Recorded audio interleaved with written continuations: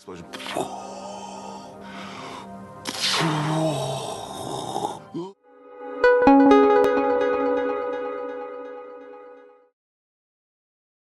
Hi everyone, welcome to Filmy Hai Sala. Today I went to watch Kangua starring the mighty superstar Surya, Bobby Deol and Disha Patani. The movie is directed by Siva. Without wasting any further time, let's dive into the detailed discussion so that you can choose whether to watch or to skip Kangua. Movie revolves around two timelines, year 2024 and year 1070. Movie begins in the year 2024 where Surya aka Francis is shown as a bounty hunter who is hired by the commissioner of police to capture deadly criminals. I still don't understand why police had to outsource this job. Maybe because by the time I am making this review, my brain cells have already died after the 2 hours 35 minutes torture this movie was. Anyways, moving forward, Surya also has a rival bounty hunter named Angelina, played by Disha Patani, who by the way is also hired by the same police officer. Moving forward, a boy named Zeta is shown escaping from a so-called brain experiment facility or something which is run by Russians. By the way, these people tried hard to copy the Russian vodka accent but failed miserably. Anyway, the boy meets Surya, who somehow shares a connection with the young boy. Surya in his previous birth was a tribal leader of an island called Perumachi. Kangua's island comes under attack from the Romanians who take the help of Bobby Deol. Bobby Deol is playing another tribal leader of a nearby island. What is the connection between the boy and Surya and how this revenge saga between Surya and Bobby transcends into present day forms the basic storyline of Kangua. So let's now discuss all the positives and the negatives about this movie. So let's start first with the positives, as there are not many positives that I see in this movie. The superstar of the movie, Surya, I think he did all the heavy lifting work in this movie. He has acted superbly, portraying both modern day Francis and Kangua with ease. Trust me when I say this. He tried his level best to uplift a below par movie. His charming presence in every frame he is in is the only saving grace of Kangua. So now it's time for the negatives.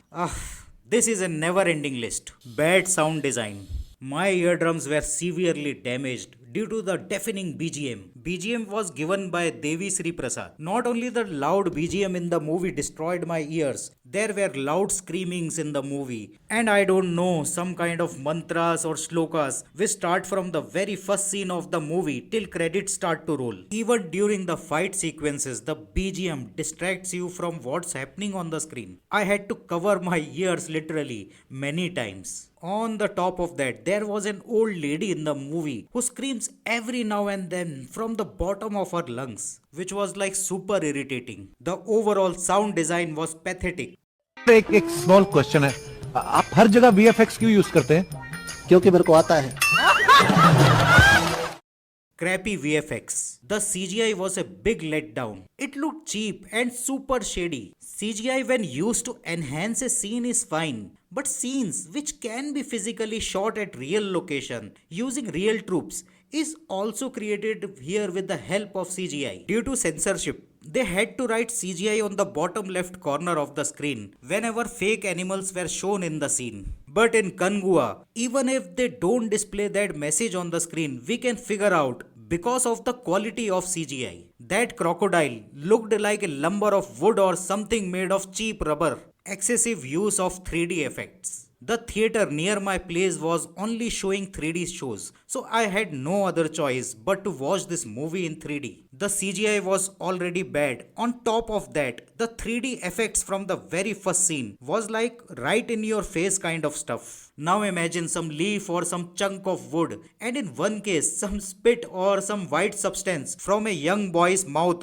gets splashed on your face. This becomes so frustrating, especially during the action sequences. Some random stuff gets thrown in your face. Had to remove my glasses several times during the length of this movie. Bad screenplay and writing. The story, screenplay and direction was all done by Siva himself. Almost all the characters were underdeveloped. Be it Bobby Deol's character or Disha Patani's role for instance. Bobby Deol's character doesn't even look convincing. You won't feel any connect with any of the characters. or even what's happening with them. Screenplay switches from one scene to another without any connect. Siva's earlier ventures like Vivegam, Viswasam all suffered from the same problem. Mostly they were all over the top movies, ineffective action pieces. The action was mostly spoiled due to the heavy 3D effects. Even the final action set piece is not tidy at all. For instance, there is a scene where Surya gets injured from a bullet, but later on, he runs, he chases, fights every Russian goons without showing any pain, not even putting a hand on his wounds. He jumps on a cargo plane with a bike. I know it sounds chilling, but it's not. This scene looks more like a cheap video game. Overseas junior artist whom it seems might have come to India on vacations, agreed to act in a movie for thrill, like they were about to laugh faking Russian accents. And mind you, Kangua is not finished yet. It ends on a cliffhanger. I would rather prefer to jump from that cliff instead of watching another sequel. On Filmi Hai Sala rating scale, I will rate this movie as poor. That wraps up my review of Kangua. If you have seen it, drop your thoughts in the comments. Let's chat about it. Please make sure to like, share and subscribe for more content. I will catch you in the next video. Thank you.